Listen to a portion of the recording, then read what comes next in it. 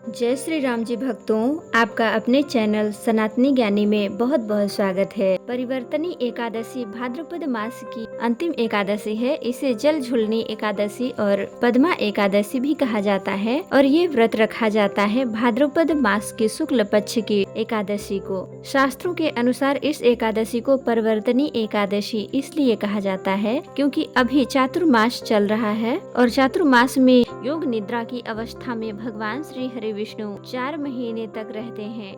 इसी बीच में परिवर्तनी एकादशी के दिन ऐसा माना जाता है कि भगवान श्री हरि विष्णु करवट बदलते हैं। शास्त्रों के अनुसार परिवर्तनी एकादशी पर भगवान श्री हरि विष्णु की विधि विधान से पूजा करने से, व्रत धारण करने से समस्त प्रकार के पापों का अंत हो जाता है। जीवन के अंत में अर्थात सभी सुखों का भोग करने के बाद मरणोपरांत वैकुंठ लोक की प्राप्ति होती है, मोक्ष की प्राप्ति होती है। तो आज की वीडियो में आप जानेंगे कि साल 2025 में परिवर्तनी एकादशी कब है, एकादशी की तिथि कब प्रारंभ हो रही है, कब समाप्त हो रही है, व्रत हमें कब धारण करना है और पारण करने का शुभ मुहूर्त कब है और परिवर्तनी एकादशी पर भगवान श्री हरि विष्णु की पूजा किस प्रकार से करें, किन मंत्रों का जाप करें, कौन सा उपाय करें, कौन सी वस्तुएं भगवान श्री हरि विष्णु को अर्पित करें जिससे कि इस व्रत का संपूर्ण फल हमें प्राप्त हो और जिस कामना से हम व्रत धारण कर रहे हैं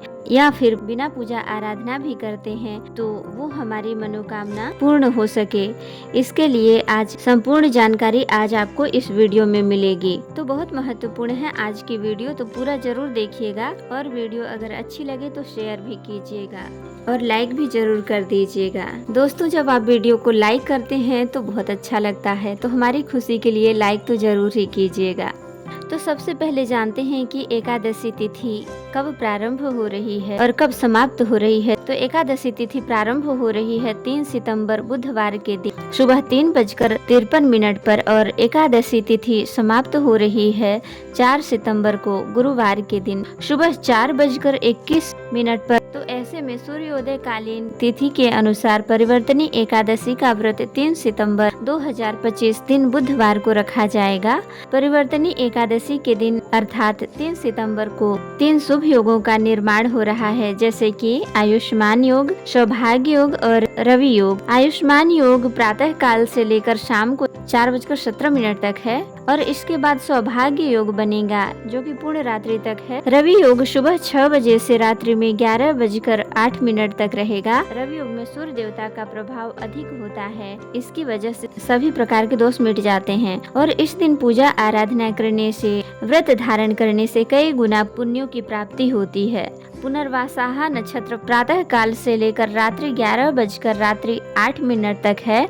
उसके बाद उत्तरासाहा नक्षत्र है। इस दिन ब्रह्म मुहूर्त का समय सुबह 4:30 से सुबह 5:15 तक। यह स्नान करने के लिए या फिर पूजा आराधना करने के लिए सर्वोत्तम शुभ मुहूर्त है और बुधवार का दिन है तो अभिजीत मुहूर्त आपको इस दिन नहीं प्राप्त हो रहा है। बात करें राहु काल की, तो राहु काल दोपहर में 12 बजे से दोपहर 1:30 तक रहेगा। राहु काल में कोई भी शुभ कार्य प्रारंभ नहीं करना चाहिए, लेकिन अगर आप पहले से कर रहे हैं तो बिल्कुल कर सकते हैं, कोई दोष नहीं होगा। एकादशी की सुबह की पूजा आप ब्रह्म मुहूर्त में भी कर सकते हैं या फिर सुबह 6 बजे से 9:10 तक ये सर्वोत्तम मुहूर्त है। इस समय भगवान श्री हरि विष्णु की पूजा करते हैं तो अमृत के समान इस फल का आपको जन्म जन्मांतर तक प्राप्त हो जाता है। तो अपने अनुसार आप पूजा आराधना कर लीजिए। परिवर्तनी एकादशी के दिन भद्रा का साया भी लग रहा है। भद्रा का वास पाताल लोक में है और यह भद्रा काल प्रारंभ हो रहा है 3 सितंबर 2025 बुधवार के दिन शाम को 4:12 पर और भद्रा काल का समापन हो रहा है 4 सितंबर को सुबह 4:21 पर। तो भद्रा काल पाताल लोक की है, इसलिए आपको किसी भी प्रकार की परेशानी नहीं है। इसका प्रभाव आपके लिए शुभ ही होगा। और अब जानते हैं कि अगर आप एकादशी का व्रत कर रहे हैं तो पारण कब करें। एकादशी व्रत का पारण 4 सितंबर को किया जाएगा। द्वादशी तिथि प्रारंभ रही है 4 सितंबर को सुबह 4:21 पर और द्वादशी तिथि का समापन 5 सितंबर 2025 सुबह 4:08 पर होगा। और एकादशी व्रत का जब पारण करते हैं तो हरिवासर के समाप्ति के बाद ही करते हैं। तो हरिवासर के समाप्ति का समय 4 सितंबर 2025 को सुबह 10:18 पर होगा, तो इसलिए व्रत का पारण आप इसके बाद ही करेंगे। हरिवासर के समाप्ति के बाद यानी कि 4 सितंबर को सुबह 10:19 के बाद आप अपने व्रत का पारण कर सकते हैं। सुबह 10:19 से सुबह 11 बजे तक आप अपने व्रत का पारण कर सकते हैं। अगर आप किसी कारणवश उस समय व्रत का पारण नहीं कर पाते हैं तो फिर 4 सितंबर को दोपहर में 1:36 से शाम को 4:07 तक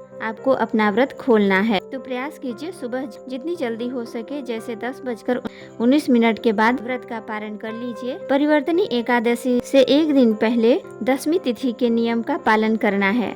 शुद्ध सात्विक भोजन करना है, ब्रह्मचर्य का पालन करना है और इसके अलावा भूमि पर शयन करना है अगर हो सके तो। एकादशी के दिन प्रातः काल जल्दी उठकर नित्य कर्मों से निवृत्त हो जाइए और स्नान इत्यादि करने के बाद व्रत का संकल्प लेकर विधि विधान से भगवान श्री हरि विष्णु की आराधना कीजिए, पूजा कीजिए। और अगर आप व्रत कर रहे हैं तो व्रत में आप फलाहार कर सकते हैं, जलाहार भी कर सकते हैं, या बहुत से लोग जो व्रत करते हैं निर्जला भी रखते हैं। तो आप अपनी इच्छा के अनुसार जिस भी प्रकार से संभव हो आप व्रत धारण कर सकते हैं और विधि विधान से पूजा कीजिए। रात्रि में जागरण करने का बहुत महत्व है। एकादशी की रात्रि में जब हम जागरण करते हैं और अखंड दीपदान करते हैं, भगवान श्री हरि विष्णु की पूजा आराधना करके भजन कीर्तन करते हैं, तो इससे व्रत का संपूर्ण फल हमें प्राप्त हो जाता है और जिस भी कामना से व्रत धारण कर रहे हैं हमारी वो कामना भी जरूर पूर्ण होती है। इसके बाद द्वादशी तिथि में ब्राह्मण को भोजन कराकर स्वयं भी शुद्ध सात्विक भोजन लेकर अपने व्रत का पारण किया जाता है। तो दोस्तों आज के लिए इतना ही, फिर मिलते हैं अगली वीडियो में यानी कि संतान सप्तमी की संपूर्ण जानकारी के साथ। तो दोस्तों अगर वीडियो पसंद आई हो तो लाइक शेयर कमेंट जरूर कीजिएगा और बेल बटन को जरूर प्रेस कीजिएगा। इससे ये होगा कि जैसे ही वीडियो पब्लिक की जाएगी तो आपके मोबाइल में नोटिफिकेशन आ जाएगा और समय पर आपको वीडियो मिल जाएगी। तो जय श्री राम जी भक्तों, आपका दिन शुभ हो, खुश रहिए, मस्त रहिए।